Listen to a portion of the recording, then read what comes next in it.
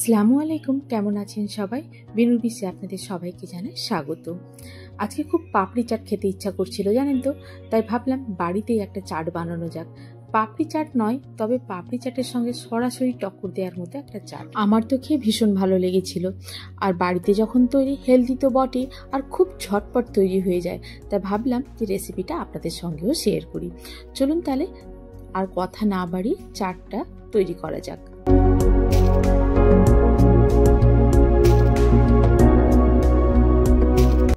চাটটা তৈরি করতে যা যা লাগবে সেগুলো একটা প্লেটের মধ্যে গুছিয়ে রেখে দিচ্ছি। নিয়েছি এখানে কাঁচা ছোলা, পেঁয়াজ কুচি, ধনেপাতা কুচি, সেদ্ধ করে রাখা আলু, নিয়ে নেবো এখানে কাঁচা লঙ্কার কুচি আর কিছুটা বেদানা। আলুটাকে এরকম মোটা মোটা করে কেটে নিয়েছি।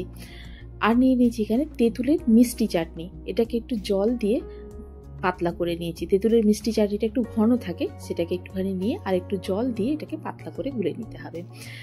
আর নিয়ে নেবো একটা প্লেট, যেটাতে চাটটা তৈরি হবে।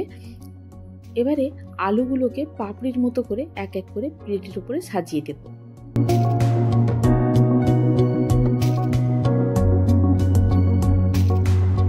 এবারে আলুর ওপরে দিয়ে দেব লবণ। আমি এখানে বিট লবণ দিচ্ছি, আপনারা যদি চান বিট লবণ আর নর্মাল লবণ মিক্স করেও দিতে পারেন।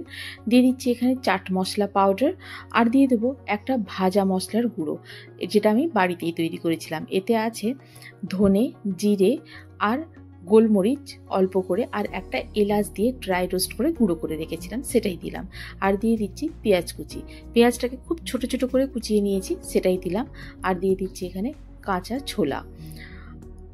আর দিয়ে দেবো এখানে কাঁচা লঙ্কার কুচি। কাঁচা লঙ্কাটা আমি এখানে 2টো কাঁচা লঙ্কা কুচিয়ে নিয়েছি, আপনারা যে যেরকম ঝাল খান সে অনুযায়ী দিতে পারেন। আর দিয়ে দিলাম এখানে ধনেপাতা কুচি। ধনেপাতা কুচিটা একটু বেশি করে দেব, যার ফ্লেভারটা ভীষণ ভালো লাগে খেতে এই চাটের সঙ্গে। আর দিয়ে দেব এখানে ড্রাই রোস্ট করা বাদাম।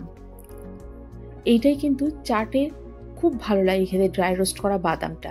এর ওপরে আবারও দিয়ে দেবো বিট লবণ, আর দিয়ে দিচ্ছি এখানে যে তেঁতুলের মিষ্টি চাটনিটা, সেটাই। এই মিষ্টি চাটনির রেসিপি আগেই আমার চ্যানেলে দেওয়া আছে, আপনারা যদি চান দেখে আসতে পারেন, বা আমি ডেসক্রিপশন বক্সেও দিয়ে দেবো, সেখানে গিয়েও দেখতে পারেন। এরপরে দিয়ে দেবো ভাজা মশলাটা আরও একবার। এরপরে দিয়ে দেবো এখানে বেদানার দানাগুলোকে। বেদানাটা একটু বেশি করে দেব, আমার এই চাটে বা পোলাওয়ে বেদানা খেতে ভীষণ ভালো লাগে, তাই বেদানাটা একটু বেশি করে দিলাম আমি। আর দিয়ে দেবো এখানে সেউ ভাজা, যে সেউটা চাটের ওপরে বা দই বড়াতে দেওয়া হয়, সেটাই। ব্যাস তৈরি হয়ে গেল আমাদের আলু চাট। দেখলেন তো কি সহজে, কত ঝটপট একটা চাট তৈরি হয়ে গেল। সুস্বাদু তো বটেই, আর হেলদিও বটে। তাহলে আর কি দোকানে যাওয়ার দরকার আছে? আমি তো যাব না, আমি বাড়িতেই তৈরি করে খাবো। আর আমি শিওর যে আপনারা যদি এটা একবার ট্রাই করেন, আপনারাও আর দোকানে যাবেন না। তাহলে ট্রাই করুন বাড়িতে, রেসিপিটি করে জানান আমাকে কেমন লাগলো।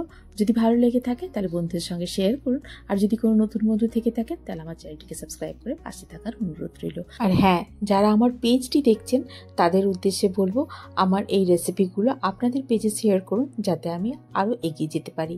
আজ তাহলে এই পর্যন্তই, আবার দেখা হবে। ভালো থাকুন, সবাইকে ভালো রাখুন। আল্লাহ হাফেজ।